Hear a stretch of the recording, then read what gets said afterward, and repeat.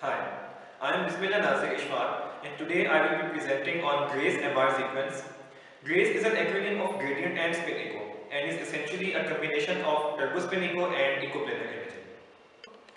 So as I stated earlier, I will be presenting on GRACE, gradient and spin echo MR sequence. I will start off by a brief overview of spin echo, turbo spin echo and echoplanar imaging sequences as they make the basis for GRACE MR sequence. The goal is to strive for a faster imaging method while maintaining a good SNR at the same time.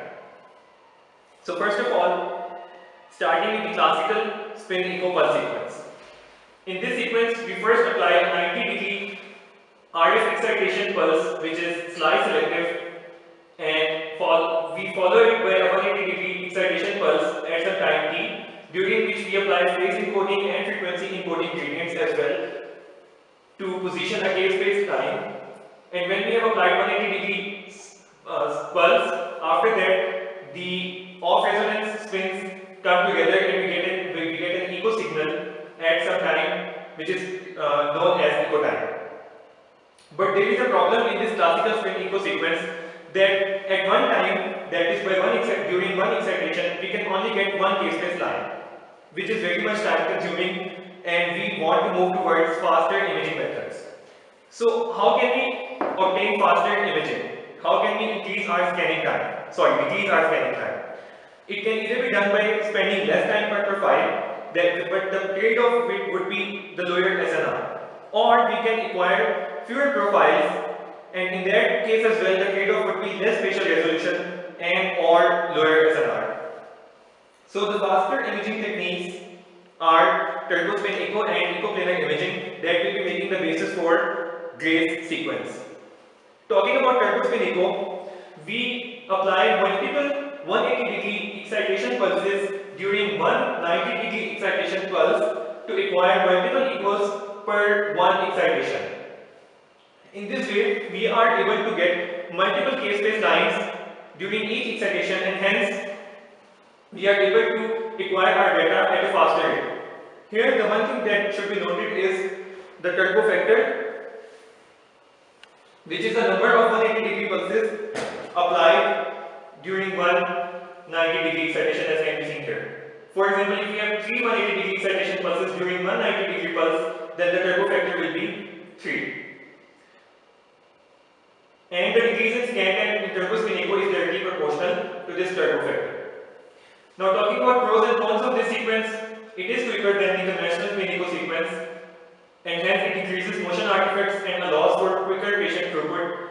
But multiple trains of radio frequency pulses and the short echo spacing used with this technique decrease the conspicuity of susceptibility effects, making it more difficult to detect hemorrhagic or calcified lesions as compared with standard spin echo sequence. So next, talking about echoplanar imaging, this sequence is different from turbo spin echo as there are no 180 degree excitation pulses applied after this one 90 degree RF excitation, but instead blips are applied in phase encoding direction with multiple gradients in frequency encoding direction which are changing direction, and hence we require multiple echoes in this case. They would not be spin echo, multiple gradient echoes in this case, but the decay would be T2 star, and this is the disadvantage of EPI, that though we will be requiring images and signals at a faster rate, but they will be with the T2 star decay. So in this imaging sequence, we can acquire, if we have a single shot, we can acquire k-space at a much faster rate, or in other words, we can apply multiple shots. And in this case, the number of gradient echoes or these blips that we are applying can be during each excitation can be represented by the EPI factor. This EPI sequence is much faster than the turbo spin echo, but as I talked earlier, that there is a T2 star decay, and hence it increases the magnetic susceptibility, heterogeneity, and other chemical shift artifacts, etc. So now I will move towards my main topic of today, which is GRACE pulse sequence. So this GRACE sequence is a combination of gradient and spin echo imaging, and is a fast multi-section MR technique that combines gradient and spin echoes. GRACE makes use of the speed of gradient refocusing in EPI by overcoming chemical shift and field inhomogeneity artifacts as a result of applying 180-degree RF refocusing pulses in between. So talking about its pulse sequence, in its original implementation, a 90-degree RF pulse was followed by a series of 8 180-degree refocusing pulses, generating 8 spin echoes. Centered about and overlapping in these spin echoes, 3 gradient echoes were produced by rapidly switching the readout gradient polarity. The final dataset consisted of 24 separate MR signals having properties intermediate between spin echo and gradient echo contrast. This is how the case-based is illustrated in GRACE, that these signals that we have required with multiple changing phase encoding gradients are mapped here on case-based. So making a comparison of this sequence with spin echo, turbo spin echo and echoplanar imaging, we get a 9-fold increase in speed as compared to spin echo, whereas a 3-fold increase in speed as compared to turbo spin echo and echoplanar imaging. As the number of spin echoes applied in this sequence is equivalent to turbo factor in turbo spin echo, and the gradient echoes for each excitation which are applied here is equivalent to the EPI factor in echoplanar imaging. This is the equation for the acquisition time in GRACE. And the typical imaging acquisition time is 18 seconds for 11 multi-section body images with a repetition time of 2000 milliseconds and an echo time of 80 milliseconds, whereas it is 36 seconds for 22 brain images with a repetition time of 4000 milliseconds and an echo time of 104 milliseconds. So talking about pros and cons of GRACE, we have a reduced imaging time as I discussed earlier, and it is compatible with clinical whole body MR systems as well. And intermittent refocusing by applying 180-degree refocusing pulses helps to reduce artifacts. And since we have a lower number of 90-degree excitation pulses now as compared to turbo spin echo, we have a lower deposition of RF power in the body. And as I discussed that it takes only 18 seconds to take multi-section body images, it results in the elimination of respiratory motion artifacts as well.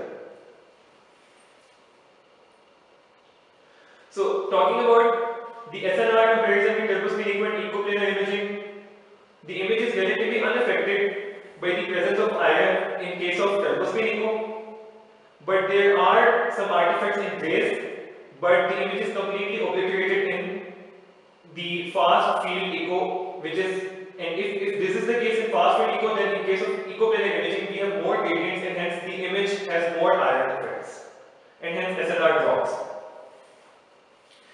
Talking about its applications, T2 weighted GRACE can be implemented instead of T2 turbo spin echo because of its less acquisition time and better detection of both hyper and hypo-intense lesions in the brain, as I will discuss in a moment.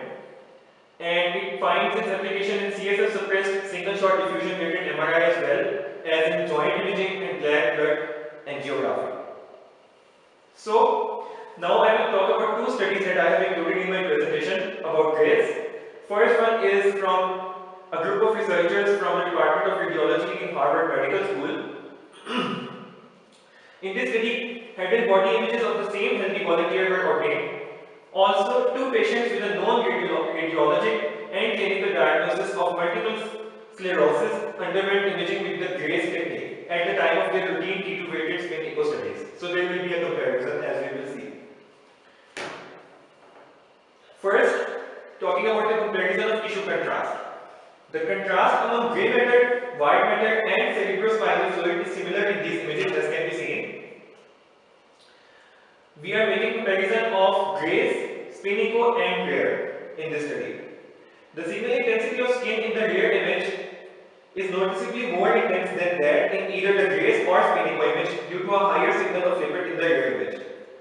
Greater flow artifact is present across the central region of the spin echo image. Images of the abdomen were obtained in 18 seconds during a single method. Therefore, respiratory motion artifact is totally absent.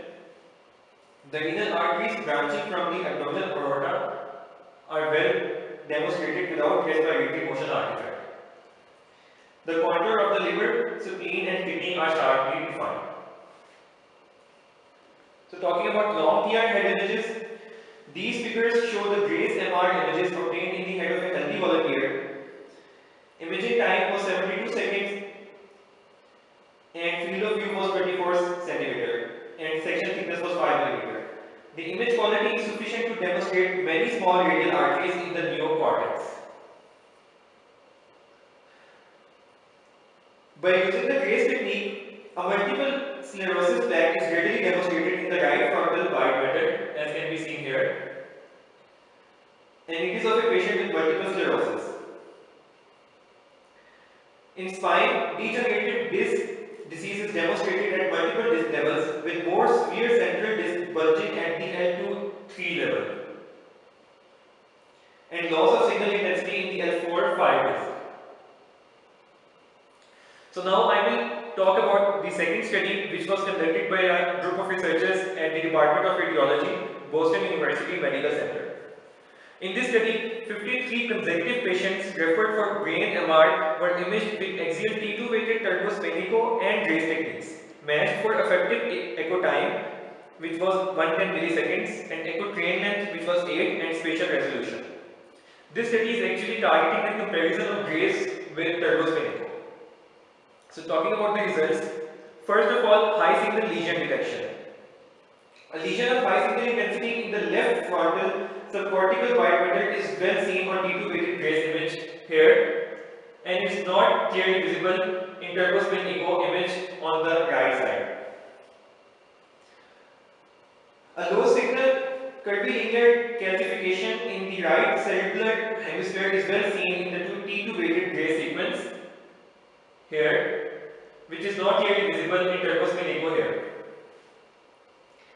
A gyriform calcification in the left occipital lobe is more conspicuous on Grace image than on turbospin echo image, as can be seen here in case of Grace, but is not clearly visible in turbospin echo. Also, the low signal in the dependent portion of the left-sided hematoma is more conspicuous in this image in the case of Grace image, while it is not very much clear in case of turbospin echo. Talking about chemical shift artifacts in the phase encoding direction, they are more prominent on T2 weighted Grace image than on turbospin echo image, as seen at the skull cerebrospinal fluid and skull interfaces here, and also in this portion. The ferromagnetic susceptibility artifact is greater on the Grace image, as can be seen here. This image is completely obliterated than as compared to in the turbospin echo image, where the artifact is less. So, combining it all, Grace is a combination of turbospin echo and echoplanar imaging readout techniques, and it offers a powerful technique that is fast and combines the strengths and weaknesses of both turbospin echo and echoplanar imaging techniques, and delivers less RF energy to the patient than TSE. The ability to implement the Grace technique without the need to change gradient hardware is a significant advantage of this new high-speed imaging technique. So with this, I will conclude my today's presentation. Thank you.